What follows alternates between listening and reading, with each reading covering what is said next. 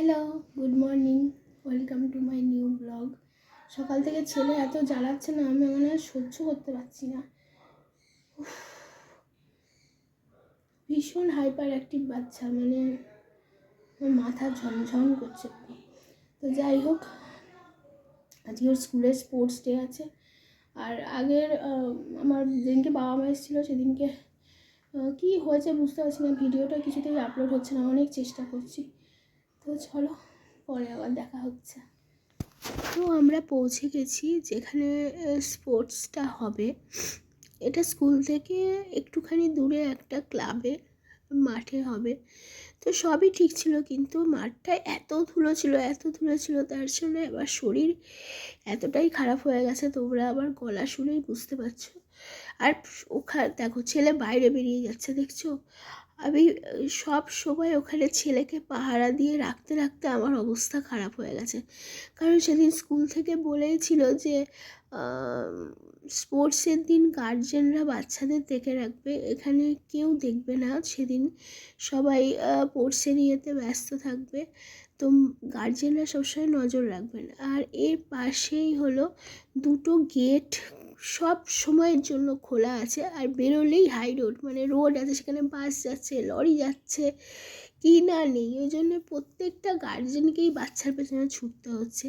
আর আমার ছেলে তো এত বড় মাঠ পেয়েছে, সে ছুটে ছুটে বেড়াচ্ছে। আমি কত বারণ করছি যে ছুটিস না, তাহলে আসল সময় ছুটতে পারবে না, কে শোনে কার কথা। তো যাই হোক, নার্সারি বাচ্চাদের দিয়ে ওপেন হলো, তো তাদের এরকম পম দিয়েছে, তারা এইগুলো নিয়ে নাচ করছে।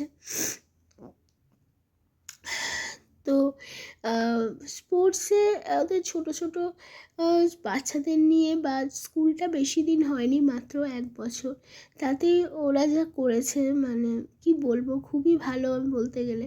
কিন্তু মাঠ সিলেকশনটা খুবই খারাপ করেছে, কারণ এত ধুলো, তোমরা একটু ভালোভাবে যদি দেখো তাহলে বুঝতে পারবে। আর ওই রোদে ধুলোতে আমাদের বলছি, মানে আমার অবস্থা খারাপ হয়ে গেছে। এমনি আগের দিন থেকে শরীরটা একটু একটু খারাপ ছিল, তো পরের দিন ছেলের পেছনে ছুটে রোদে, মানে আমার যা অবস্থা, এখন আবার গলা শুনে বুঝতেই পারছো।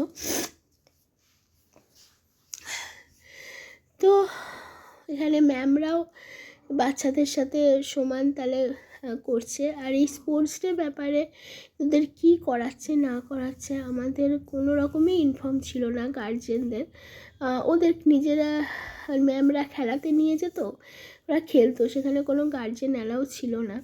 তো কী করবে না করবে সেটা আমি ফার্স্টেই মানে প্রথম দেখবো আর কি। তো এই যে আমার ছেলে দাঁড়িয়ে আছে, আর এই বাচ্চাটাকে দেখো, এ দাঁড়াবেই না, কি হাসি পাচ্ছে সব দেখে। আর এই যে আমার ছেলে বলছি ছুটবি ছুটবি, এখানে ভয়েসটা আমি দিতে পারছি না, কারণ অনেক মিউজিক বাজছিল আশেপাশে।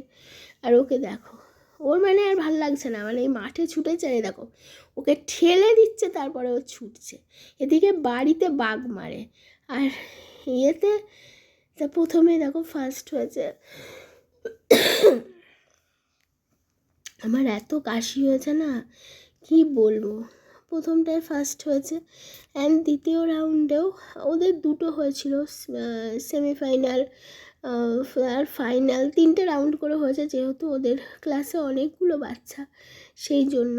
তো দুবারই ফার্স্ট হয়েছে, তারপরে ফাইনালে গিয়ে কী আর বলবো। যাই হোক, ওরা ছোটো, ওরা যা করেছে সেটাই অনেক।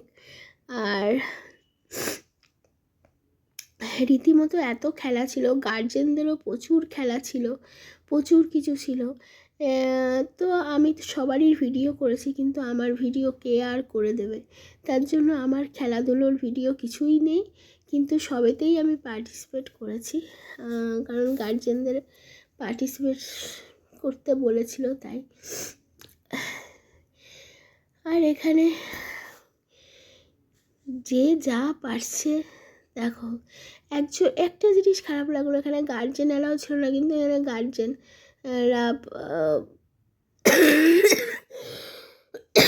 দেখো, আমি চুপ থাকি, ভীষণ কাশি হচ্ছে, মানে তোমরা দেখতে থাকো। তো এইবার হচ্ছে আমার ছেলে মুখে দেখলাম একটা চামচ, সেখানে একটা ছোট্ট বল, সেইটা নিয়ে ওদের হাঁটতে হবে। এসব ছোটোবেলায় আমরা অনেকেই করেছি, এগুলো নতুনত্ব কিছু নয়, কিন্তু নিজের ছেলেপিলেকে করতে দেখছি, এটাই হলো নতুনত্ব, এটাই হলো আনন্দ। তো আর এই বাচ্চাটাকে এই খালি আগে আগে চলে যাচ্ছে, ওর মা কীভাবে টেনে টেনে ধরছে। আরে দেখো আমার ছেলে কিছুতেই বলটা আর কি পড়তে দেবে না, এমন আস্তে আস্তে চলছে। বলছি একটু তাড়াতাড়ি চল, সে না আস্তে আস্তে যাচ্ছে ব্যালেন্স করে, যে জেতা হারা পরের কথা, বলটা যেন কিছুতেই না পড়ে। তো যাই হোক, ওর ব্যালেন্সটা দেখে আমার ভীষণ ভালো লেগেছে। দেখো বলটা কিন্তু একবারও ফেলেনি।